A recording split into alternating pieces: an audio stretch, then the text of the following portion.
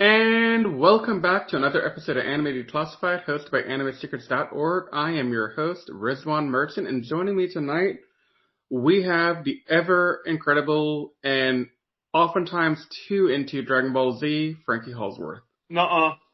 Yaha. No such thing. Yeah, but not an intro. I was like, what do I do for Frankie? I'll just make it up. It's fine. There we go. Yeah. But yeah, so Frankie, episode 20 of Dragon Ball Daima has dropped. I can't believe we managed to finish the series on time. Well, kind of. Well, I mean, the new episode's only been out for like a day. It's fine. Yeah. Well, by the time this goes up, I have no idea. But it'll go up tomorrow. Alright. This will go up tomorrow.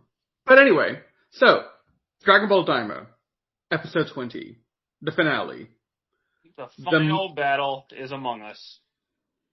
And I'm gonna start off the gates, Frankie, by saying, whoa. It looked amazing. Yeah. So, for those that have the memory of a gnat or whatever, episode 19 ended with Vegeta tapping out to go let Goku do the final battle against Gomah, which I'm very convincing by Bulma. We're not going to get into that. Yeah, let's keep that to ourselves. Goku does what he always does at this point of a season. And he gets up there, and he does a demonstration for the final villain. He says, hey, I'm Goku. This is me as a Saiyan. This is me as Super Saiyan 1. And this is Super Saiyan 2. And then he does the ever so famous for Super Saiyan 3. And then he does it again and becomes a Super Saiyan 4. And we're just sitting there like, excuse me? Like, so you could do this will. He could do it at will now, Frankie. Uh-huh. I actually thought that there was some kind of weird thing where he couldn't do it at will because of how it was unlocked. But then I thought about it for a second. When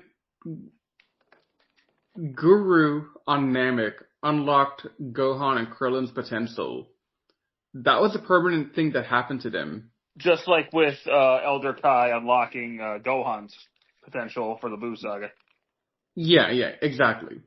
So it does stand to argue that this is a thing that could happen and should have been known to be a stable thing throughout, which has its own implications that we're going to get to later. But for the moment, we get into the battle.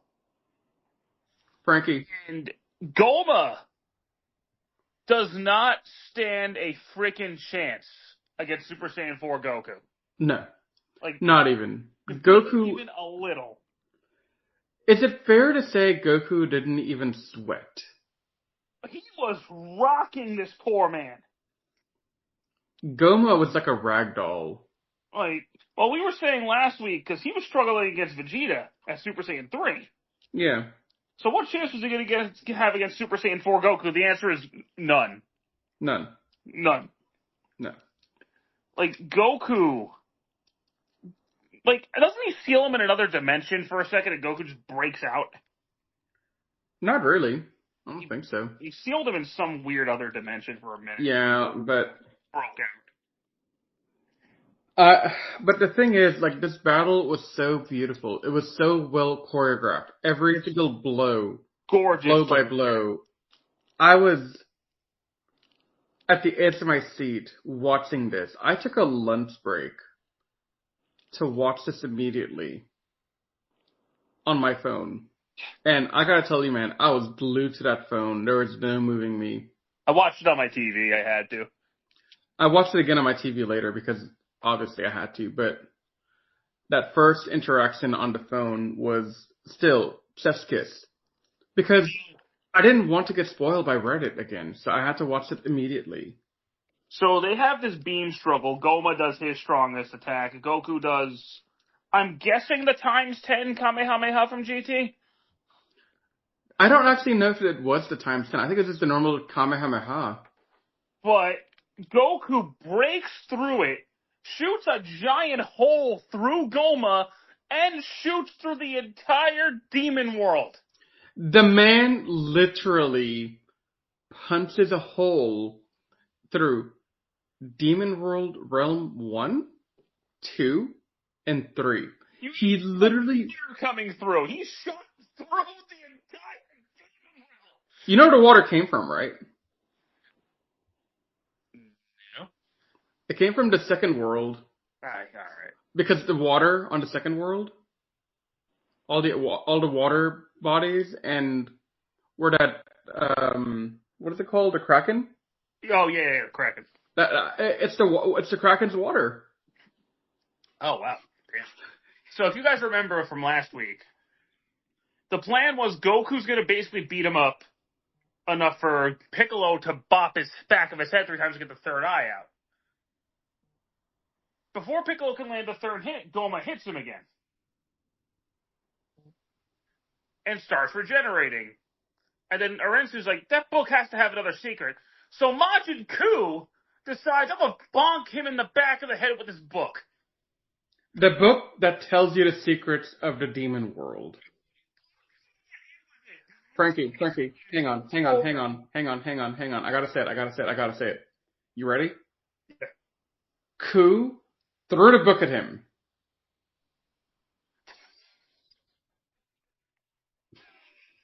And then after the third eye pops out, Glorio crushes it under his foot. Okay. That, I don't like that. That was too easy. Yeah. It should have been something a bit more involved, like, hey, Goku, use your immense power and crush it with your force. Or... You're a Super Saiyan 4, dude. Crush it in your hand. Now Glorio's like, I'll just step on it. Right? And now they're trying to figure out who's the new ruler of the demon world. Majin Kuu, I guess. Yeah, so Arensu didn't want to be the demon queen because she didn't want to do it without the third eye. And she thought there's only one third eye. We'll get that in a minute. But, so she says, no, I don't want it because then I'll get defeated soon enough. Majin Kuu is like the one that'll do it because he defeated the one who had defeated the demon eye. So when he bonked him on the head, he earned the right to lead the demon realm. And immediately, Majin Kuu starts using his intelligence and his quick thinking to organize a new government. He has a vice emperor with Arensu. He has a bunch of like diplomatic, I don't even know what they're called anymore, like ambassadors or something. So he has like this entire government set up with like him and the rest of the people who are from Demon World. He even tries to give powers to Goku and to Piccolo and everyone, and they're like, nah, we don't want it. We're going home, dude. And that's where the series proper kind of ends. Here's my whole thing with that. Okay. I'm assuming now the demon world won't really be a problem because Majin Kuu isn't really evil. Well, I think what'll end up happening, there are early rumors that there could be a Daima movie or a Daima season 2, but if we're going to actually get those or not, I don't actually know. I'll talk about it in a bit though. But what I will say is, if we do get another property for Daima as a proper sequel to wrap stuff up, which we need to, we'll get to that in a minute. Right, we'll get to that in a little bit, and we'll have a lot to say about it. But anyway,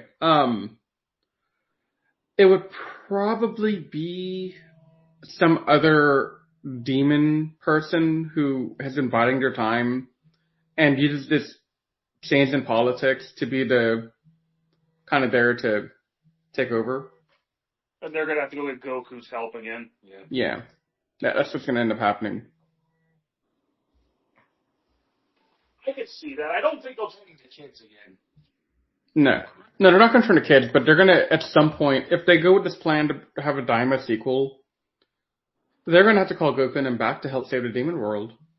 Or they might have to, I don't know, have Majin Kuu and Buu not Buu. They still have to keep them straight. Fusion bugs infused together into Majin Doof. No. I want Do and Koo to eat a fusion bug and become Majin Dooku.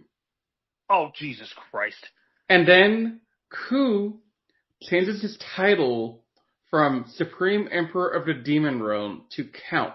Don't do this to me. He becomes Count Majin Dooku. I hate this. I hate you. No, you don't. That was the worst thing ever. I hate everything about this. No. It was beautiful. I think I had the best idea in the world here. But after the credits, they stop at the store where they bought those revived bugs at. Yep. And they just start kind of goofing off, buying some more bugs. Bulma buys a bunch of the ones that make her skin look younger. Then they find an old, like a jar covered in dust. There's 2 more demon eyes in there. I thought it was 3. There were 3 in total. One's already destroyed. So this woman just has these at a convenience store. Yeah.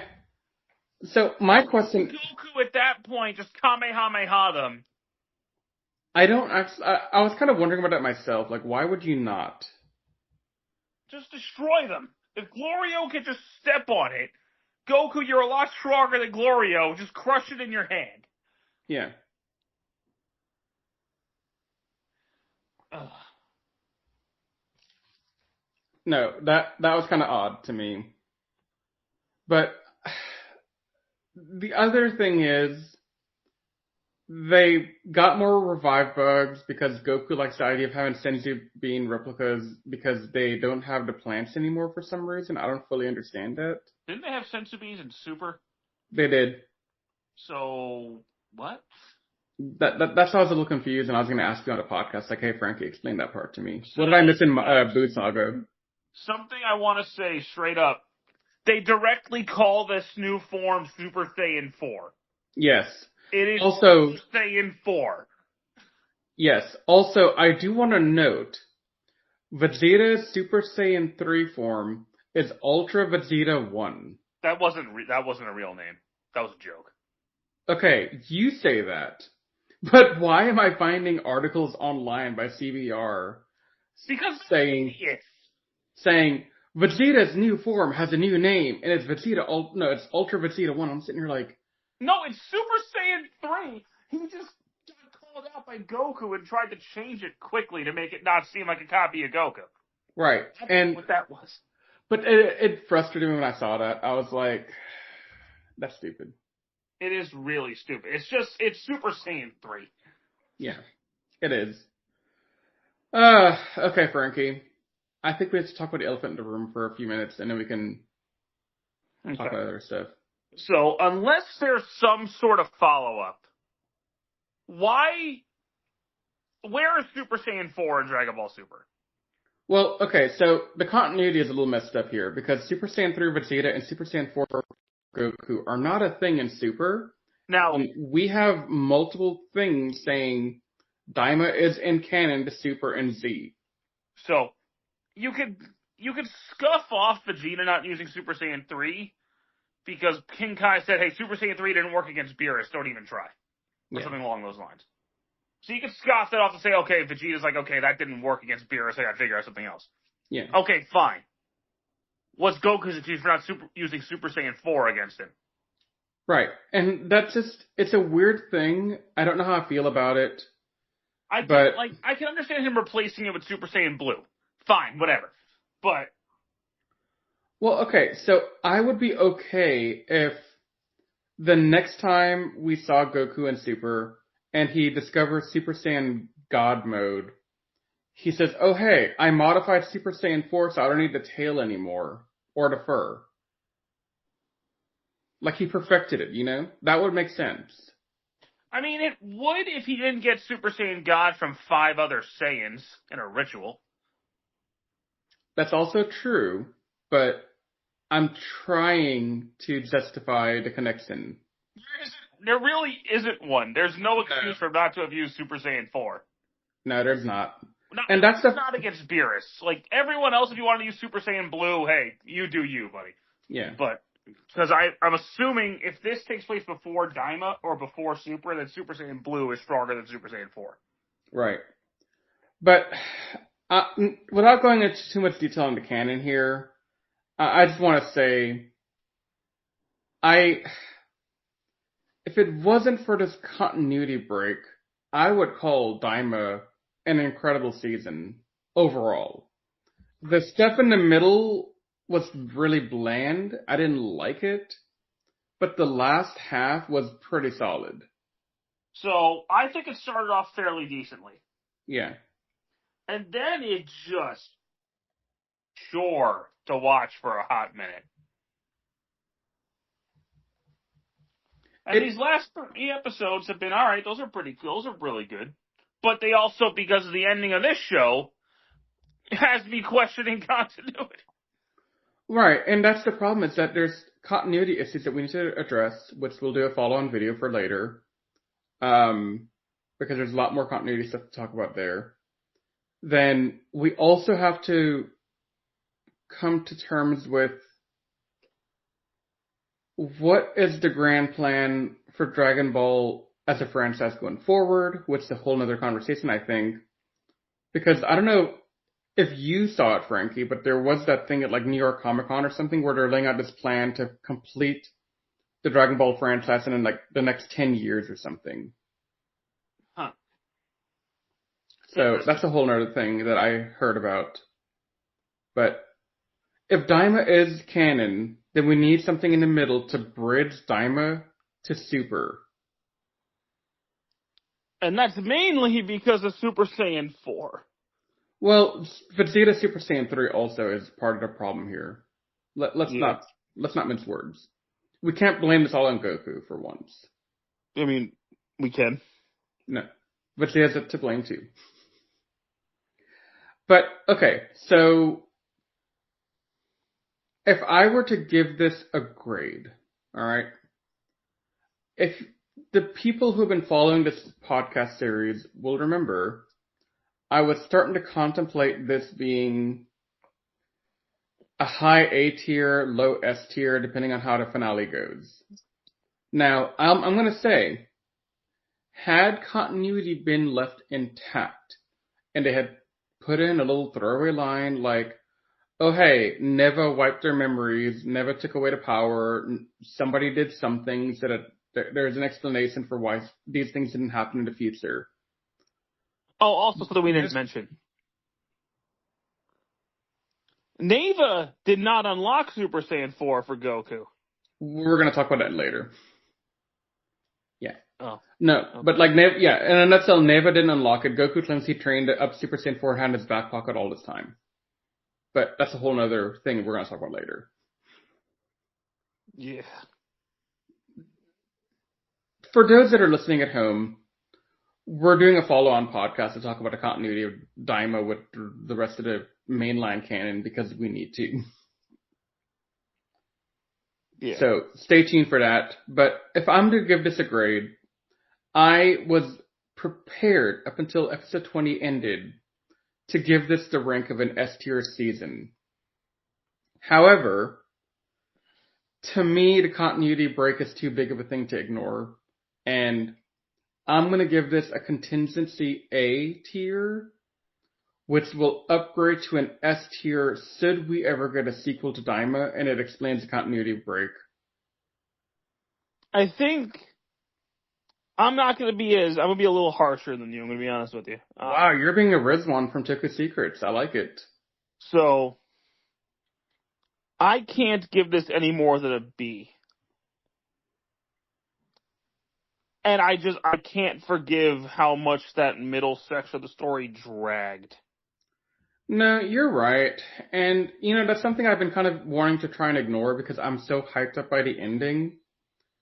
And I sometimes think I'm looking at the season as a whole through the rose-tinted glasses of somebody who's just a fanboy.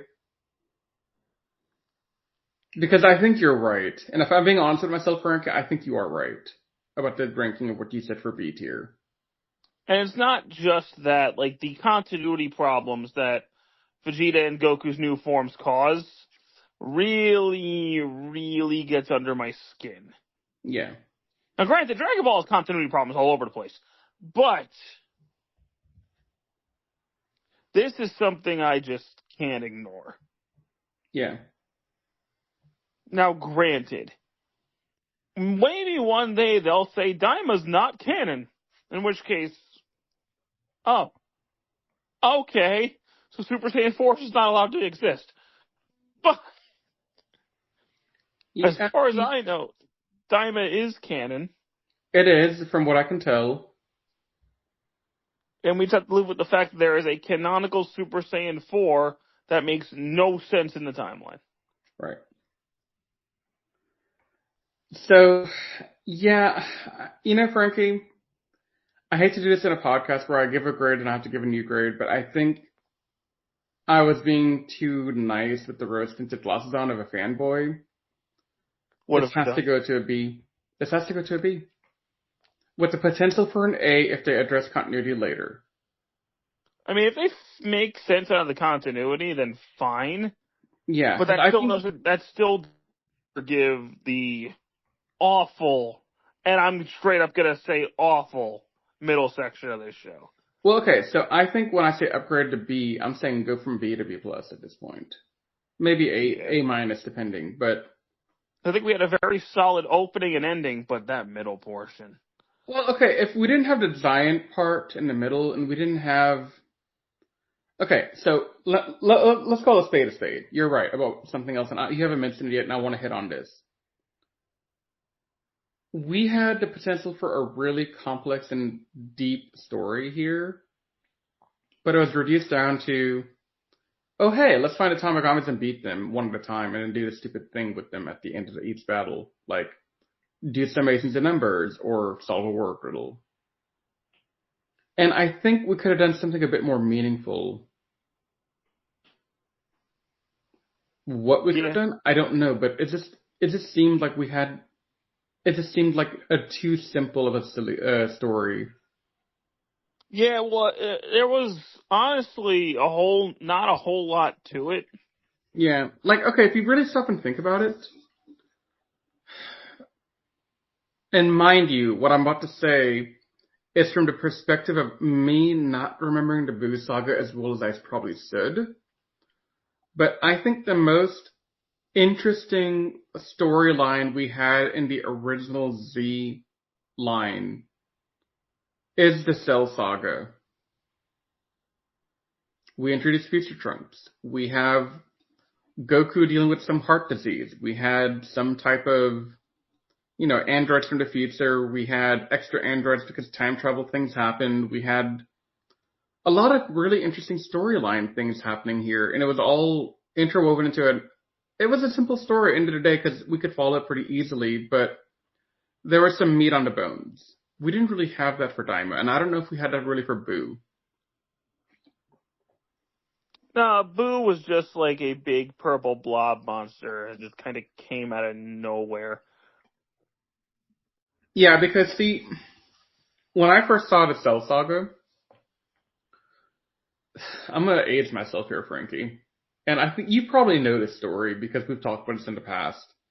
Yeah. But when I was growing up, and I'm talking when I was like 5th grade, 6th grade, so late 90s, early 2000s, when Dragon Ball Z hadn't even gotten past like the Ginyu Force, and they're going on to repeat on Cartoon Network over and over again. That was infuriating.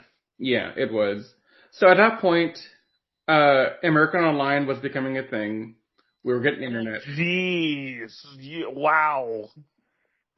So I was learning all about the internet, and so I actually read spoilers for the Frieza saga, the Cell saga, and the concept of there being a villain who is made of the DNA of the Saiyans Frieza, and whatever else to make Cell was a really intriguing concept, and it was really well executed when I finally got to see it years later.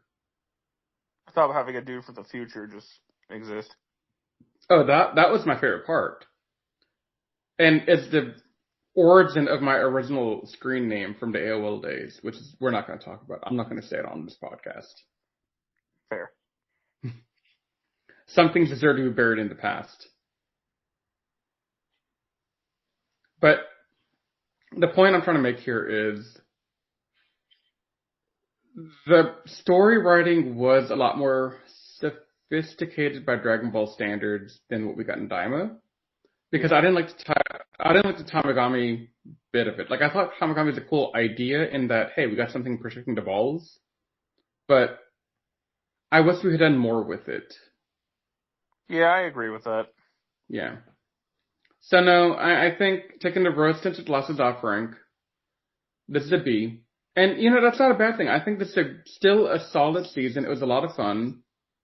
The middle dragged, but if you ignore the middle, it's pretty awesome. It's a pretty awesome season to me. I mean, yeah, the high points were high. I won't lie to you. Yeah. But god damn, did that middle section just... Like, I'm not gonna lie to you, and I'm willing to bet my wife was getting a little tired of having to hear the Goku transformation scenes over and over again on my phone as I kept watching it, because I was like, this is hype! It's hype! It was pretty neat, yeah. It was, like, just him screaming for, 2 minutes, going from one form to the next, tearing that shirt off, going full on Super Saiyan 4, and then pummeling Gomah. I was about to say Daima. I was like, no, his name is not Daima. It's Gomah, but I couldn't get Gomah out. Fair. Yeah. But yeah, so I think that is my thoughts for the Dragon Ball Daima finale. Yeah, I'm just waiting for these characters to get ahead to Sparking Zero at this point. Yeah, basically. But yeah, so we're going to be doing a couple other podcasts following up on Daima to talk about the continuity in more detail, because I wanted to dedicate a whole podcast to it so we're not overrunning the review as much with this. And we might do some other interesting smaller videos along the way. We'll see. But for now, this has been Anime Declassified, hosted by Rizwan and Frankie from Anime Secrets. We thank you for listening, and we will see you guys next time for our next podcast, whatever it might be, but most likely Dragon Ball Daima related. So until then, thanks for listening, and we will see y'all later.